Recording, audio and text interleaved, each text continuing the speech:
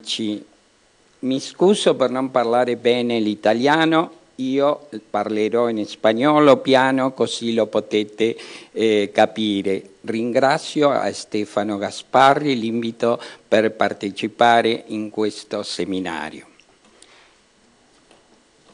En ocasión de asistir al segundo Seminario Internazionale di Studi in Monasteri nel Alto Medioevo, realizado en el Institutum Romanum Finlandiae, en Roma, en agosto del 2002, gentilmente invitados por la colega y amiga Flavia de Rubeis, presenté una ponencia titulada La culture de Regulae dans les monastères benedictins, realizada en colaboración con Horacio Botala y publicada en la Scritture dai Monasteri 2003, a cura di Walter Pohl y de Flavia di Rubeis. El trabajo desarrolló un acercamiento al estudio de la regula benedictina y su proyección desde los siglos VI al VIII. Otra versión en español con el título de La regula benedictina como principio de mutación individual y de resocialización colectiva apareció en Alto Medioevo Mediterráneo a cura de Stefano Gasparri, editado por la Firenze University Press en 2005 de la colección Reti Medievali. La propuesta para la actual ponencia es revisar y analizar la literatura monástica latina, especialmente las regulae del período anterior a Benito, de los siglos IV al VI, con particular atención al final del IV y primera mitad del V, de acuerdo con los objetivos de esta convocatoria académica que pondera dentro del contexto tardoantiguo la última centuria de la Pars Occidentis del Imperio Romano.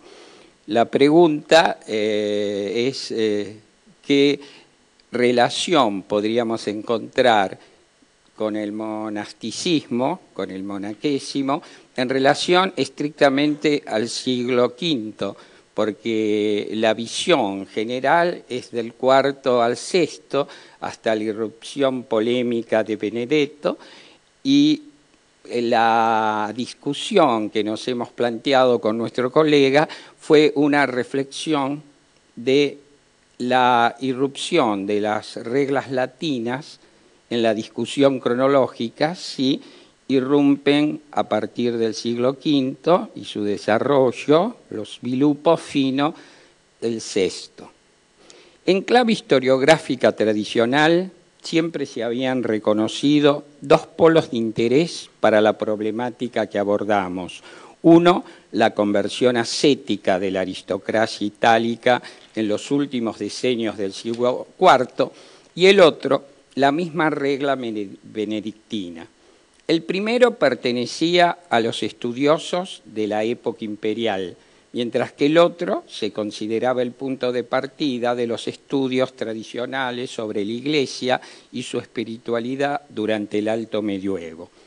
Al hacer una consideración preliminar, coincidimos con Salvatore Pricocco che l'immagine di un medioevo monastico interamente benedittino è un luogo comune tanto inveterato quanto storicamente falso.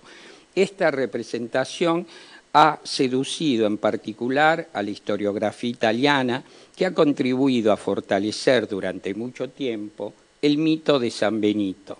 Como padre del monasticismo occidental, lato sensu de la cultura religiosa medieval, es decir, según Pricocco, de la Europa tout court. En realidad, la regula benedictina tuvo difusión ampliamente europea solo a partir, como todos sabemos, de la edad carolingia por la obra reformadora de un patricio visigodo, Benito Abad di Agnano, que reunió los monasterios del imperio en una unidad legislativa aplicando las directivas políticas de Carlomagno y Ludovico Pío. La observancia benedictina entonces pasará a desempeñar un papel significativo en los procesos de establecimiento de nuevas redes sociales, ya que la difusión de la regula permitió crear circuitos socioculturales y es así como las normas que fijaba habilitaron nuevos tipos de vínculos de inclusión y exclusión en una sociedad en transición. Los principios prescriptivos de la regula funcionaron como instrumento de resocialización, llegando a converger con el accionar que en el mismo sentido ordenador llevaban a cabo otros dispositivos normativos como los instalados por el poder carolingio, cuya acción se proponía hacer de la regula de Benito un medio para disciplinar al clero secular. Las comunidades monásticas vieron surgir en su interior espacios de circulación textual que suponían necesidades particulares y perfiles específicos en los individuos que las integraban. En síntesis, se había logrado tanto el disciplinamiento del fenómeno monástico como la articulación de un proyecto de desarrollo letrado sistematizado que iba a ser llevado adelante por los mismos monjes. Pero, yendo a nuestro propósito, la articulación con el período enunciado, sabemos que antes de la época carolingia, especialmente entre los siglos V y VI, numerosas regulae circularon en Occidente. En ese cuadro de gran variedad, de formas abiertas y cambiantes, no operaban las regulae monásticas según el concepto moderno, como normas perentorias y vinculantes. Las primeras comunidades occidentales no fueron estructuradas en virtud de la aplicación de un código escrito que regulase todas las emergencias o vicisitudes de la vida comunitaria. Uiuere iuxta regulam significaba simplemente vivir según la espiritualidad monástica, y había muchas maneras de entenderlo. Para Girolamo y Sulpicio Severo, regula puede ser la autoridad del abad o puede ser, como encontramos en Giovanni Cassiano, la general disciplina Zenobiorum, que refiere a los apóstoles y tiene como fundamento las Sagradas Escrituras. Para Gregorio Magno, la monárquica regula es la profesión monástica diferente, contrastada de la eclesiástica. En general, en los cenobios eran conocidas varias regulae que eran leídas y comentadas como textos de parénesis y que no constituían normas imperativas de vida práctica, pero sí enunciaban una orientación monástica y de preceptos espirituales y morales, conversaciones leídas a la par de la vita de Antonio de Atanasio y de las otras vidas ejemplares de eremitas y abades, y sobre todo a la par de las Sagradas Escrituras. Esta práctica de lectura múltiple y comparada de las regulae está atestiguada en los diversos monasterios, en Cassiano y aún en Benito, el cual en la regula refiere a los patres y a Cassiano como inspiradores de esta conducta monástica. Sobre este aspecto volveremos más adelante. Más reconocibles que las mismas instituciones y las normas disciplinarias son los modelos culturales que Occidente deriva de Oriente y que tanto en el monacato oriental como en el occidental operaban a partir de una antropología, en la cual encuentran origen tanto los temas principales de la espiritualidad monástica como la práctica misma del ascetismo, fenómeno que cada vez es más estudiado como central en la antigüedad tardía, especialmente en la historiografía italiana y en la historiografía anglosajona. Habría tres direcciones, según entiendo, en esta recuperación del tardo antiguo: género, historiografía y ascetismo. Y de esa misma antropología desciende también otro aspecto importante de la cultura monástica, la permanente adhesión, mención y promoción de las Sagradas Escrituras como elemento fundacional. La circulación de estos modelos culturales por el movimiento de peregrinos y hombres de iglesia configuró una trama de relaciones entre Occidente y diversas regiones de Oriente, creando un rasgo de internacionalismo que es otra de las, con comillas, que es otra de las peculiaridades culturales y sociales del primer monasticismo en Occidente. Los peregrinajes a las mencionadas latitudes en las cuales el monasticismo había nacido ofrecía la constatación directa de su propia vigencia y vigor. En el siglo IV, este peregrinaje religioso entraba a formar parte de una práctica social en la que Occidente comenzaba a participar activamente. Esta dinámica espacial representaba una búsqueda de contactos, de experiencias diversas, de cambios y también de la necesidad de un retorno para apropiarse del reflejo del modelo oriental, de su pluralismo étnico y cultural que estaba en las raíces del mismo fenómeno ascético. Por lo tanto, la realidad monástica se va difundiendo de manera variada y compleja por la riqueza de las articulaciones y la aceptación de una pluralidad de grados y de morfologías y con el signo de una libertad y diversidad que constituyó una de las características centrales del monasticismo occidental. Este carácter no parece limitarse a la fase inicial. La libertad y variedad que todo movimiento ofrece manifiesta en sus orígenes. En el caso de Occidente, esta modalidad acompañará por mucho tiempo su propia historia. Como ya destacamos, el monasticismo occidental incorporó desde el principio los modelos culturales que llegaban por vías múltiples, en especial de los monjes de Egipto, tanto de los anacoretas que poblaban el desierto egipcio, a imitatio de Antonio, como de los otros que más al sur, en la Tebaida, vivían en grandes monasterios pacomianos. Es así que Egipto permaneció tanto en la literatura como en el imaginario social, como la tierra de los monjes, el escenario carismático de sus hazañas ascéticas y taumatúrgicas. Noticias de las nuevas formas de vida cristiana y de sus santos protagonistas venían difundidas por los relatos de los peregrinos y eclesiásticos que se movían entre las dos partes del imperio. Atanasio, exiliado por la persecución antinicena, había propagado el ideal monástico durante sus exilios occidentales, en Tréveris, Aquileia y en la misma Roma.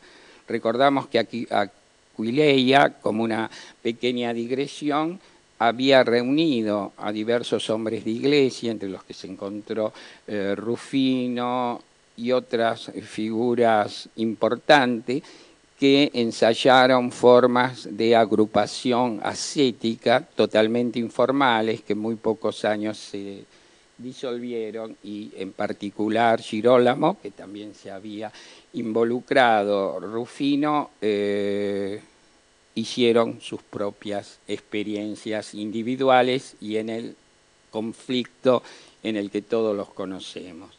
La vida de los anacoretas, en la biografía de su maestro Antonio, traducida en breve tiempo 2 veces al latín, deviene, como nos dicen varios autores, en particular Peter Brown, el bestseller del Mediterráneo.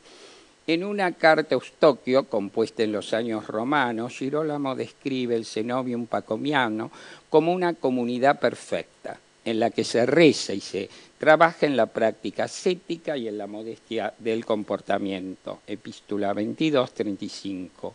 Un arrogante Girolamo que escribe sin conocer la realidad egipcia luego de su frustrada experiencia ascética en la Siria. En cambio, conocían muy bien por sus propias experiencias personales los ambientes monásticos de Egipto, Rufino de Aquileia y Juan Casiano. Rufino en los inicios del siglo V con la traducción de la Historia Monacorum in Egipto, el segundo autor en 3 series de conlationes, conferencias, compuestas a lo largo del tercer decenio del siglo V, reflejando las conversaciones tenidas durante las visitas a sus cenobios, presentó a los padres egipcios como insuperables maestros de la vida monástica. En un escrito precedente, Las Institutiones, también materializa situaciones y personajes egipcios, habiendo retrotraído incluso el remoto origen histórico del monacato a la iniciativa de los primeros cristianos de Alejandría, convertidos por el evangelista Marcos, y a la decisión del retiro a los lugares desérticos para conducir una vida de severa abstinencia y de plegaria. Instituciones 2, 5, cito, en los comienzos de la fe, unos pocos ciertamente, pero muy probados que llevaban el nombre de monjes, recibieron la norma de vida del evangelista Marcos de santa memoria, que fue el primer obispo de la ciudad de Alejandría. En efecto, retirándose a los lugares más apartados de los suburbios, llevaban una vida tan severa por el rigor de la abstinencia que hasta los extraños a la religión les causaba estupor la austera profesión de su género de vida.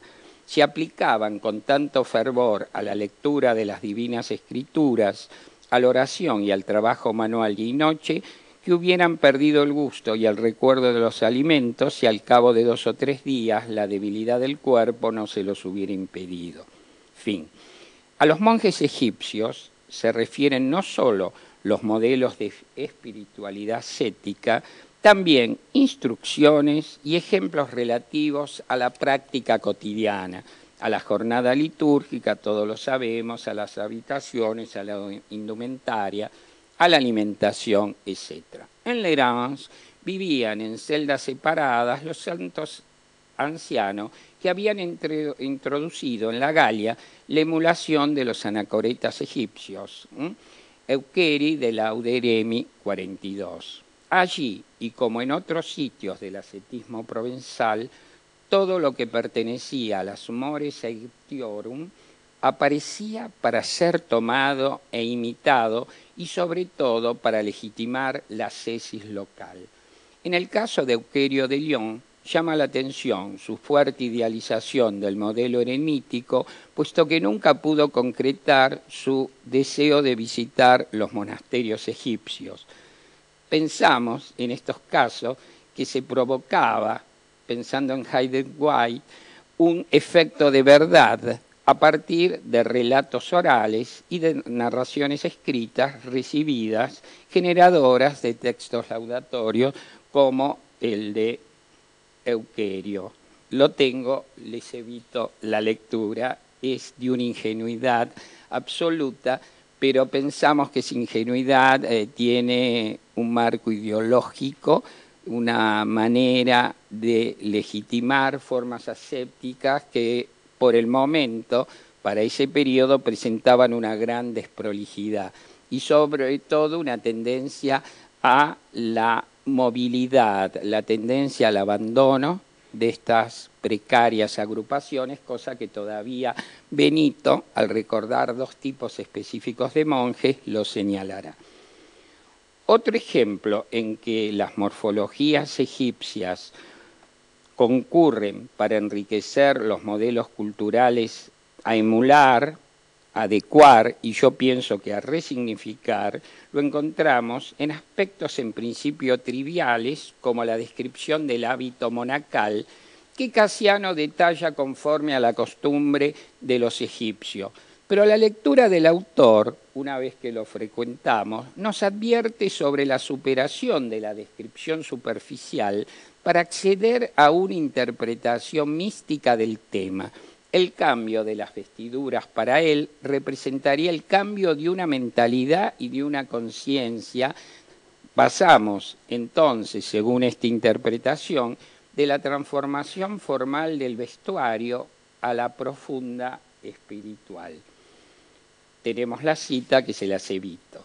Sin embargo, y acá empieza a ver, estamos tratando de descubrir algo que sea específico del monacato occidental, lo que se encuentra detrás de los modelos, Casiano, tomando conciencia de aspectos de la realidad objetiva en la que se desarrollan las comunidades monásticas occidentales, sintió la necesidad de adaptar las prácticas orientales a los monasterios galos por la imposibilidad de cumplir las prescripciones duras y severas impuestas por las mismas, puesto que Oriente y en particular Egipto se los continuaba reconociendo como la patria de las prácticas más puras, pero también las más drásticas de la vida ascética. Cito, creo pues que de ningún modo una nueva fundación puede encontrar en la parte occidental de las Galias algo más razonable o más perfecto que aquellas instituciones según las cuales permanecen los monasterios fundados por los padres santos y espirituales, desde el comienzo de la predicación hasta nuestros días. Acá la seducción, pero enseguida la significación, resignificación y la realidad en que los va a introducir. Trataré de incorporar en este opúsculo una prudente moderación. Suavizaré hasta cierto punto, recordando las costumbres que los monasterios que hay en Palestina y Mesopotamia, aquella cosa que según la regla de los egipcios compruebe que son impracticables, duras y arduas en estas regiones, ya sea por el rigor del clima, ya sea por la dificultad y diversidad de costumbre, porque si se practica una medida razonable en las cosas posibles, la perfección de la observancia es la misma con medios diferentes. Fin. Emulando estos modelos importados entre los finales del siglo IV y los primeros años del siguiente, se da la primera generación de las regulae latinas. Más precisamente se trata en un caso de dos textos originales compuestos, uno, el Ordo Monasteri, en torno al 395, en el entorno de Agostino, escrito tal vez por su amigo Alipio para los monjes de Tagaste. El otro, Preceptum, obra sí sería del mismo Agustín, hacia el 397, para el monasterio de Hipona y transmitido por la tradición monástica como la Regula Augustini. En cambio, en los otros dos casos se trata de versiones de un texto griego, la Regula de Basilio, y de uno en copto, la Regula de Pacomio. La primera fue traducida por Rufino de Aquileia, que en el 397 lo hizo a pedido del abad de Pinetum, vecino a Roma. La segunda, constituida por 4 grupos de preceptos monásticos del gran fundador del cenotivismo egipcio, fue traducida por Girolamo al latín en el 404 y una anterior versión griega. Por lo tanto, una primera conclusión nos permite afirmar que una recuperación crítica de las reglas prebenedictinas posibilita una renovada consideración de los primeros siglos del monasticismo occidental, ya que al retomar a Benito consideramos que contrariamente al mito históricamente inconsistente del legislador genialmente revolucionario, creador ex nihilo de un nuevo orden religioso, en su regula se puede visibilizar con claridad una advertida y consciente herencia de la tradición. Podemos reconocer en el abad sagaz que ha dado a su comunidad el legado de una sabiduría monástica recibida de sus predecesores. Así es que todos los padres del monacato occidental fueron conscientes de ser heredero de un pasado y un patrimonio común, pero a la vez complejo y diverso, que en sus influencias generó diversas posibilidades de entender la vida monástica. La regula benedictina podría considerarse la síntesis de una rica experiencia heredada. En la regula Sancti Benedicti, capítulo 73, parágrafos 1 al 6, encontramos la síntesis de este planteo. Hemos escrito esta regulam, a fin de que, observándola en los monasterios, nosotros damos prueba de una honestidad de costumbres y de un encauzamiento de la vida monástica, initium conversationis. Pero ¿por qué se apresura la perfección de la vida monástica? Ad perfectionem conversationes, si son las enseñanzas de los santos padres, cuya práctica puede conducir al hombre a la culminación de la perfección. ¿Qué página, en efecto, qué palabra de autoridad divina del Vétero y Nuevo Testamento no es para la vida del hombre la norma más recta? Y acá viene lo que nos interesa. ¿O qué libro de los santos padres católicos nos enseñan con la fuerza para llegar por una vía directa a nuestro Creador? Entendemos que la aclaración de los santos padres católicos se refiere a los nicenos, a la ortodoxia. Y bien, las Collationes Patrum e Instituta y sus Vitae, como la regla de nuestro santo padre Basilio. ¿Qué otros sino los instrumentos de virtud para los monjes que vivimos santamente y en obediencia? ¿Qué tiene esta aparente ingenua propuesta? Primero, en las Collationes Patrum podemos visibilizar la presencia de Casiano, pero también podrían ser prácticas generales sin la identificación específica. Se podría discutir, los autores se dividen. Pero lo que es importante es que la regula benedictina ya no es obra de inspiración divina, sino que enuncia una verdadera preocupación por apelar al criterio de autoridades.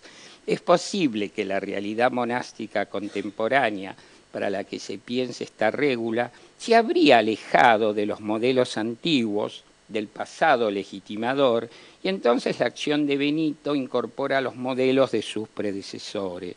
Se puede constatar el deseo de la recuperación de los modelos culturales orientales en la confrontación de su tiempo con una idílica antigua cesis de los padres del desierto. Como analizamos, Benito se refiere más o menos explícitamente a legisladores y teóricos de la vida monástica que lo han precedido. Con esta rica tradición, sea tanto occidental como oriental, Benito se nutre para la elaboración de una regula mínima que solo guiaría el initium conversationis, o sea, los primeros pasos de la vida monástica. El contacto más continuo y estrecho de dependencia, también literal, es con la regula magistri. Después vienen las escrituras, no lo describo, salmos, no hay tiempo, los evangelios sinópticos, Mateo especialmente, acta de los apóstoles y también algunas cartas paulinas. Las citas de los autores que hemos mencionado y sobre todo, para finalizar, haré mención a las Regulae Sanctorum Patrum. Este conjunto de 5 reglas tienen una gran discusión que el especialista de Bogué y estudiosos como el mencionado Pricoco han entrado en polémica. Podría considerarse que el sitio donde han nacido, y en particular la primera, Regula Quatuor Patrum, sería el contexto del Erans. Esta regla está integrada y tiene relación, por eso la he seleccionado, con 4 textos y un quinto que fue agregado posteriormente, también generador de polémica. Los 4 primeros textos son atribuidos a 4 ascetas famosos orientales, seudónimos que la mayoría de los especialistas consideran esconden a los primeros protagonistas del monacato galo. 4 oradores son indicados en el título de la regula y se manifiestan pronunciando cada uno un discurso en el siguiente orden: Serapione, Macario, Pafnucio y de nuevo Macario. El quinto discurso no es atribuido a nadie. Se trata de famosos ascetas egipcios celebrados en Oriente por los Apotegmata Patrum y la historia lausíaca de Palladio, que es una obra de la literatura monástica que tiene que ver con el principio del siglo V. Evidentemente, esto tiene un desarrollo más amplio, pero lo interesante es ver la necesidad que todavía tienen los hombres de Occidente de reconocer en la autoridad carismática de los ascetas de Oriente un instrumento de control y un mecanismo que permite ir organizando la vaguedad de estos primeros monasterios. Dejo de lado algunas citas y voy a intentar resumir las conclusiones.